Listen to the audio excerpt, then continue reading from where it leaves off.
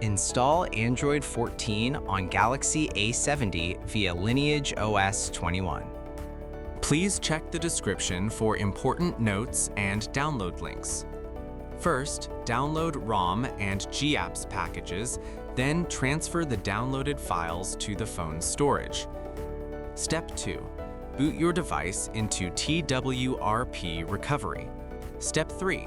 Once you're in TWRP main menu, go to Wipe, Advanced Wipe, and select the checkboxes as shown in the image excluding internal storage. Step 4. Swipe the button to wipe the device. Step 5.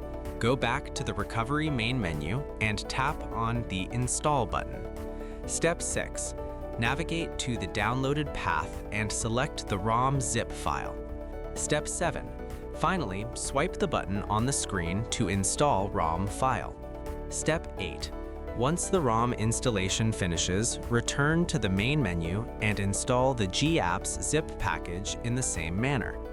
Step 9. After GApps flashing completes, select Wipe Cache/Dalvik from the bottom left side of screen and swipe to wipe. Step 10.